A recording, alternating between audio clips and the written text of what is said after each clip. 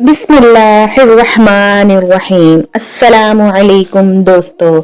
हजरत Musab बिन उमैर रज़ी अल्लाह ताला अन्हु जब पहले तबलीगी मिशन पर यसरिब पहुंचे तो आपने कबीला खज़्रज के एक सरदार असद बिन ज़ग़ह के यहाँ क़ियाम किया। इसने अपने घर में से एक कमरा इनके क़ियाम के लिए मखसूस कर दिया जिसे वो तबलीगी मकासद के लिए इस्तेमाल करते। हजरत मुअस्सिब बिन उमैर रज़ी अल्लाह ताला अन्हु की शीरी कलामी, साफ गोई, खुश इखलाकी और नूरे ईमानी की बदौलत बशिंदगान यसरिब तेजी से इनके ग्रोधा होने लगे।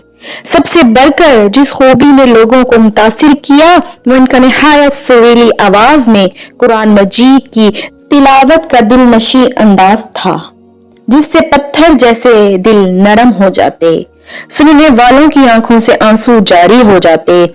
आप रज़ी अल्लाह ताला अन्हु की हर मजलिस में कुछ अफराद वाज़ो नसीहत से मुतासिर होकर दायरे इस्लाम में दाखिल हो जाते।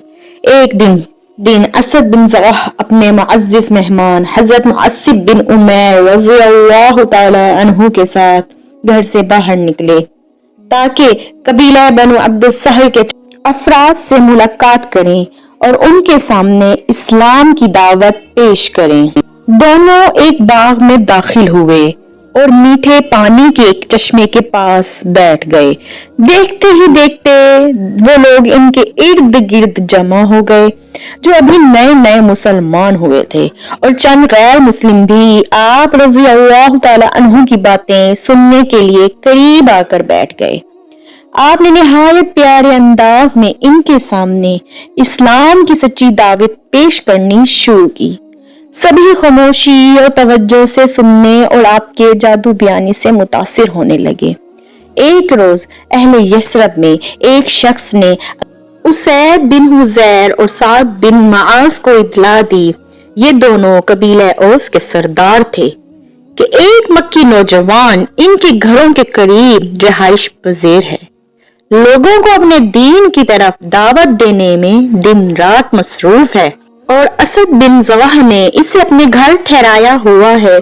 ये खबर सुनकर साद बिन माज ने उसैद बिन हज़ीर से कहा, तेरा कुछ न रहे, फौरन जाओ इस मक्की नौजवान की खबर लो जिसने हमारे घरों का रुख कर रखा है।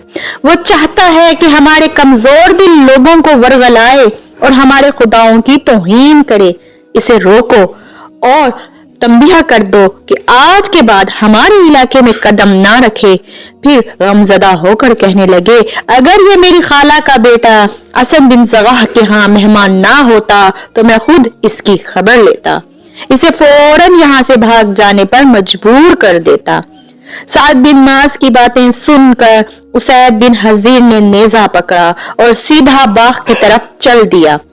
असद बिन ज़ग़ह ने जब दूर से बाग की तरफ आते हुए देखा तो हजरत मुअस्सिब बिन उमैर रज़ी अल्लाह ताला अन्हु के कान में कहा, वो देखो कबीले का सरदार उसैद बिन हज़ीर आ रहा है। बहुत से कमालात की बिना पर इसे कबीले में इज्जत और एहतराम की निगाह से देखा जाता है। अगर ये मुसलमान हो जाए तो इसकी वजह से बहुत से लोग इस्लाम कबूल कर लेंगे। अज़राहे करम इसके सामने अल्लाह का पैगाम उम्दा और दिलनशी अंदाज में पेश करें। देखते ही देखते उसैद बिन हज़ीर बड़े तमतराक और रोब और दबदबे के साथ मजमे के सामने आ खड़ा हुआ। हजरत मुअस्सिब बिन उमैर रज़ी अल्लाह ताला अन्हु को मुखातिब करके कहने लगा, मुझे ये बताओ तुम्हें हमारे घरों की तरफ रुख करने की जुर्रत कैसे हुई? हमारे कमजोर दिल लोगों को फिसलाने और वरगलाने के लिए तुम्हें किसने इजाजत दी? कान खोल कर मेरी बात सुनो, अगर तुम्हें अपनी जान की जरूरत है तो इसी वक्त हमारी बस्ती से निकल जाओ। हजरत मुअस्सिब बिन उमैर रज़ी अल्लाह ताला अन्हु ने नूर ईमान से चमकते हुए चेहरे के साथ उसैद बिन हज़ीर की तरफ देखा और निहायत नरम लहजे और मीठे अंदाज में इरशाद फरमाया, मेरे भाई क्या तुम्हें खैर और भलाई मतलूब है? इसने बड़ी बेनियाजी से जवाब दिया, खैर और भलाई क्या होती है? आप रज़ी अल्लाह ताला अन्हु ने फरमाया, हमारे पास चंद लम्हे बैठिए, میری باتیں سنیں، اگر آپ کو یہ پسند آئیں تو قبول کر لیں، اگر پسند نہ آئیں تو ہمارا آپ سے وعدہ رہا، ہم یہاں سے چلے جائیں گے اور دوبارہ کبھی اس طرف رخ نہیں کریں گے۔ یہ سن کر اسید بن حضیر نے کہا، بات تو آپ کی دل کو لگتی ہے۔ ساتھ ہی اپنا نیزہ زمین میں گاڑا اور آرام سے بیٹھ گیا۔ سبحان اللہ۔ حضرت مصعب بن عمیر رضی اللہ تعالی عنہ دل نشیں انداز میں اس کے سامنے اسلام کی خوبیاں اور فضائل بیان کرنے لگے، جس سے اس کے چہرے سے دھیرے دھیرے غصہ دور ہونے لگا۔ بالآخر وہ جذب و کیف کے عالم میں پکار اٹھا، آپ کی باتیں کیا خوب ہیں، کس قدر دل نشیں اور دل گداز ہیں۔ جس کلام کی آپ رضی اللہ تعالی عنہ تلاوت کرتے ہیں وہ بہت عظیم کلام ہے۔ سبحان اللہ۔ پھر اس نے جھکی ہوئی نظروں سے بادب انداز میں پوچھا، اسلام میں داخل ہونے کا طریقہ کیا ہے؟ حضرت مصعب بن عمیر رضی اللہ تعالی عنہ نے ارشاد فرمایا، پہلے غسل کرو، پاکیزہ لباس پہنو، پھر یہ کلمہ پڑھو، لا الہ الا اللہ محمد رسول اللہ صلی اللہ علیہ وآلہ وسلم۔ اللہ تعالیٰ کے سوا کوئی معبود حقیقی اور حضرت محمد صلی اللہ علیہ وآلہ وسلم اللہ کے سچے رسول ہیں۔ اس کے بعد 2 رکعت نماز ادا کرو۔ یہ سن کر وہ مجلس سے اٹھا، قریبی کنویں پر گیا، غسل کیا، کپڑے دھوئے، کلمہ طیبہ پڑھا، 2 رکعت نماز ادا کی اور سرزمین عرب کا ایک عظیم سپود، ماہر شہسوار، دانشور اور قبلہ اوس کا ہر دل عزیز سردار دائرہ اسلام میں داخل ہو گیا۔ ذاتی کمالات کی بنا پر قبیلے کے افراد انہیں کامل لقب سے پکارا کرتے تھے۔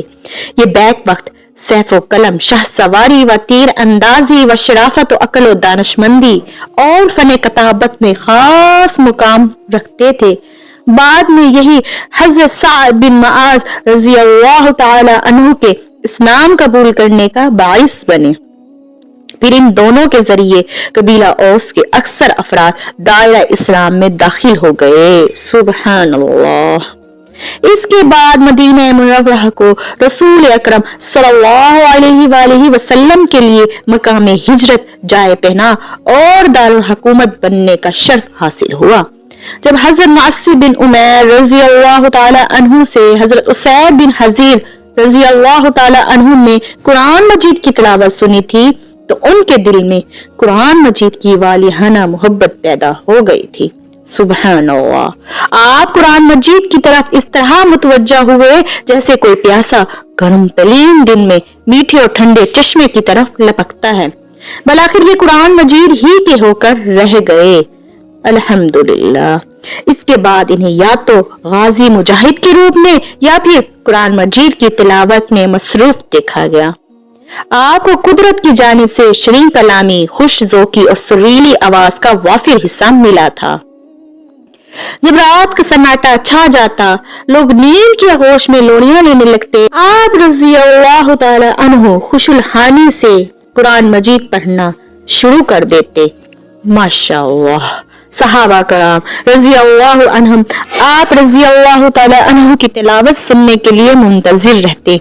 خوش نصیب ہے وہ انسان جسے حضرت اسید بن حضیر رضی اللہ تعالی عنہ کی زبان مبارک سے تلاوت قرآن سننے کا اتفاق ہوا۔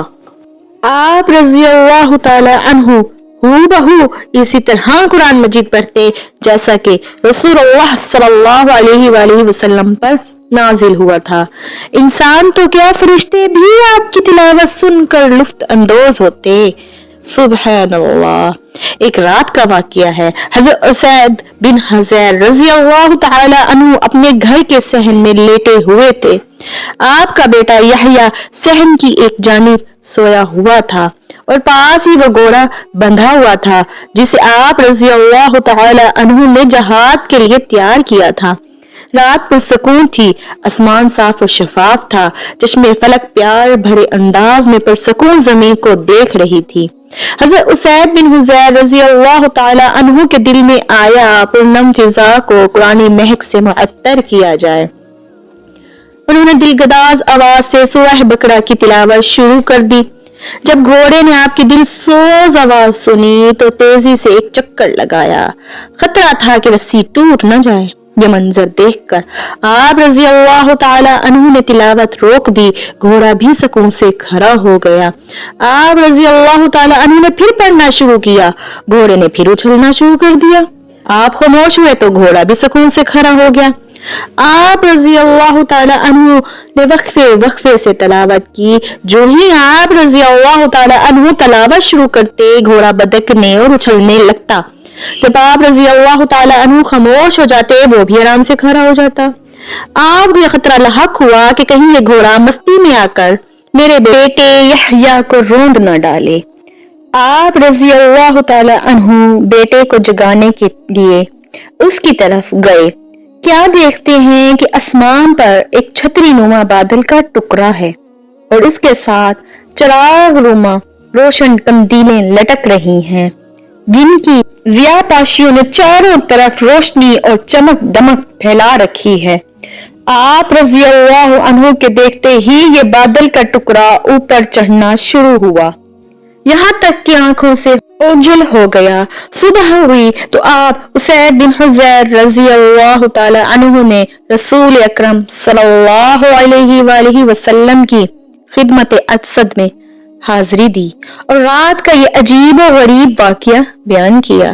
آپ صلی اللہ علیہ وآلہ وسلم نے ماجرا سن کر ارشاد فرمایا، اسید یہ تو فرشتے تھے جو تیری تلاوت سن رہے تھے، اگر تو اپنی تلاوت کو مسلسل جاری رکھتے تو یہ بالکل تمہارے قریب آ جاتے اور لوگ انہیں بچشم خود دیکھ سکتے، جس طرح حضرت اسید بن حضیر رضی اللہ تعالی عنہ کو قرآن مجید کے ساتھ محبت تھی، اسی طرح رسول اکرم صلی اللہ علیہ وآلہ وسلم کے ساتھ والہانہ الفت تھی۔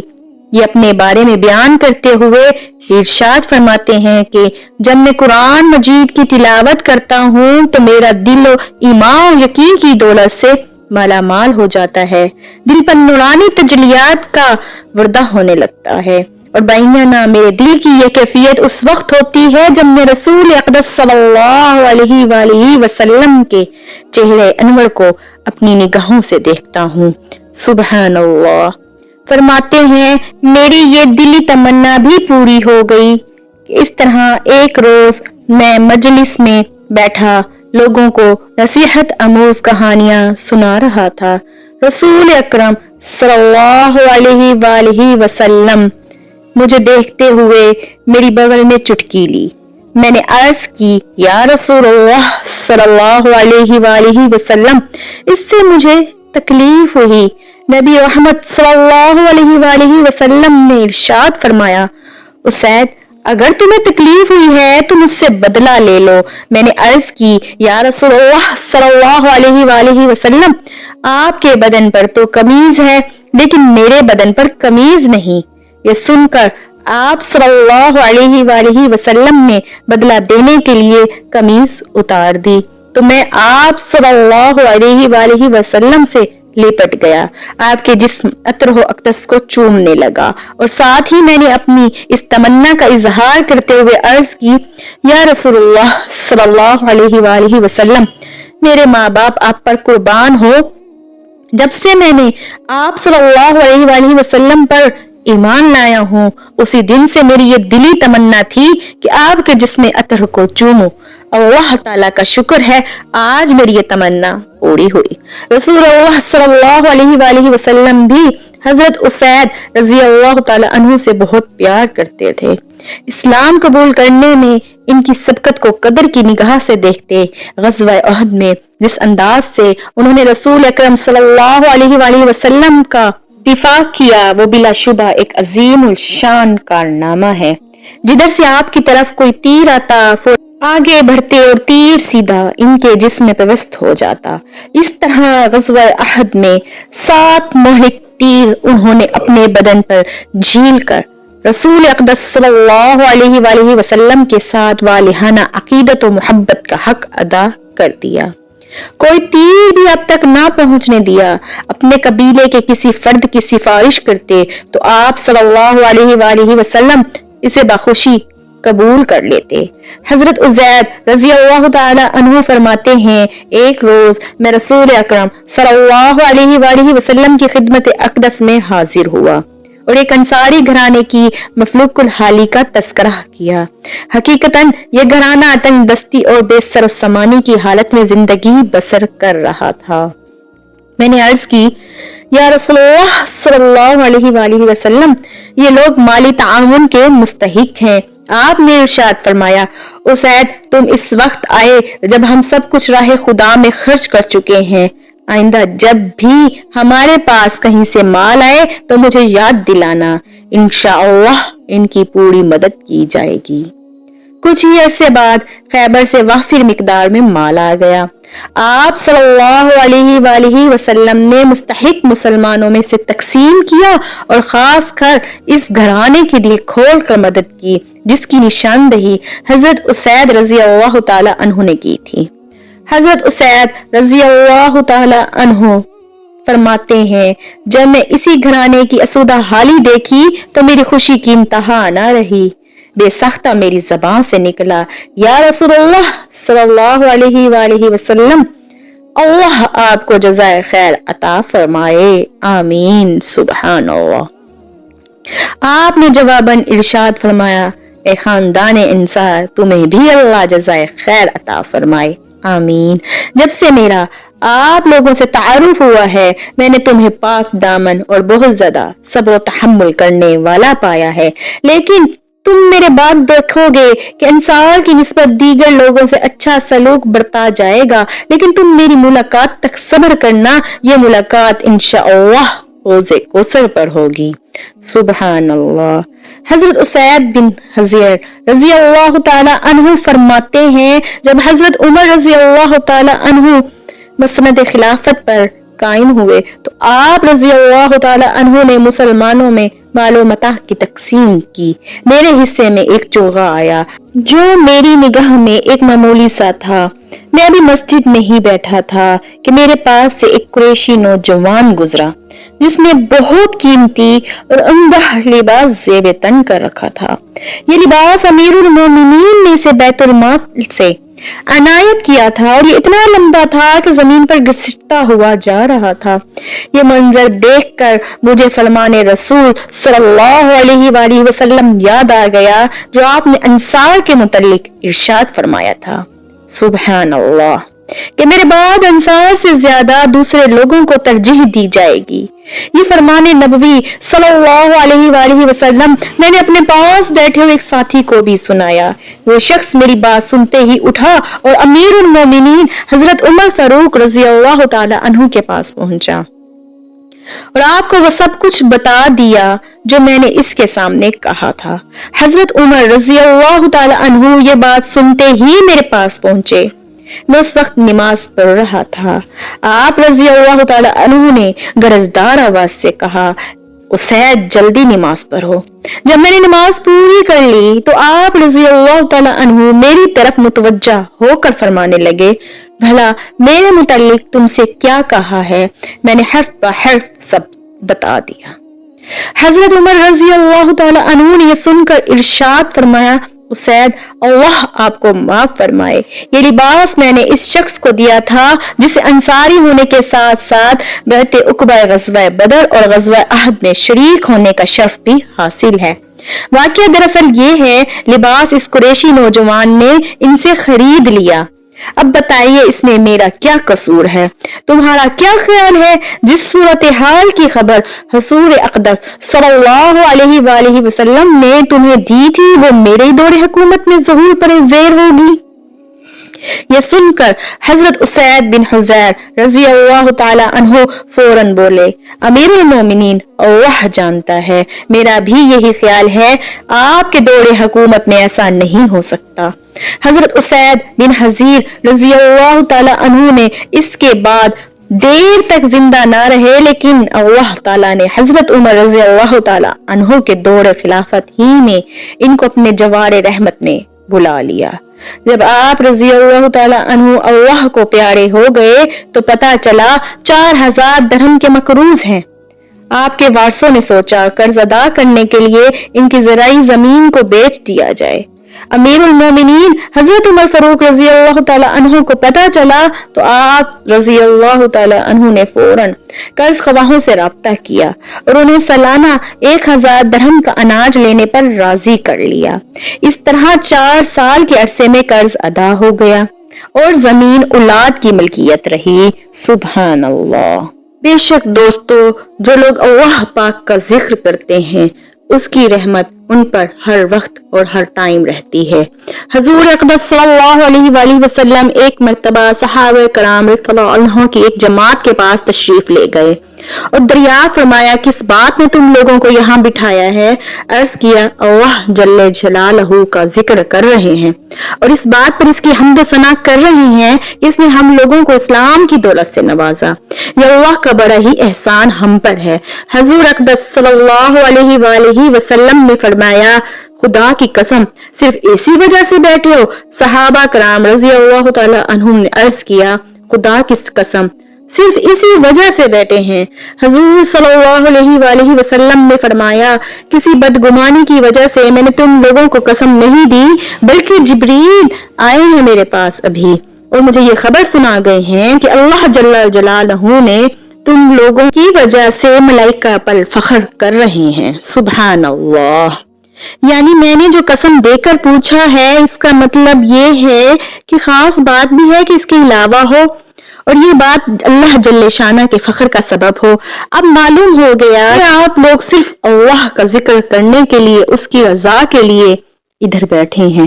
کس قدر خوش قسمت تھے وہ لوگ جن کی عبادتیں مقبول تھیں، ان کی حمد و ثنا پر اللہ تعالی فخر کی خوشخبری ان کو نبی پاک صلی اللہ علیہ وآلہ وسلم کی زبان سے دنیا ہی میں معلوم ہو جاتی تھی، اور کیوں نہ ہوتا ان حضرات کے کارنامے اسی کے مستحق تھے۔ سبحان اللہ۔ جس طرح صحابہ کرام کو اللہ پاک نے دین کی دولت اور نبی پاک صلی اللہ علیہ وآلہ وسلم کی محبت سے مالا مال کر رکھا تھا، اللہ پاک ہمیں بھی ویسی ہی دین کی محبت اپنے نبی صلی اللہ علیہ وآلہ وسلم کی محبت نصیب کرے تاکہ روز قیامت جو نبی پاک صلی اللہ علیہ وآلہ وسلم نے فرمایا حوض کوثر پر میری تم لوگوں سے ملاقات ہوگی، اس ملاقات میں ہم بھی شامل ہو۔ آمین۔ دوستو اگر آپ کو یہ ویڈیو اچھی لگی ہو تو چینل کو سبسکرائب کر کے کمنٹ میں ضرور بتائیے گا۔ جزاک اللہ۔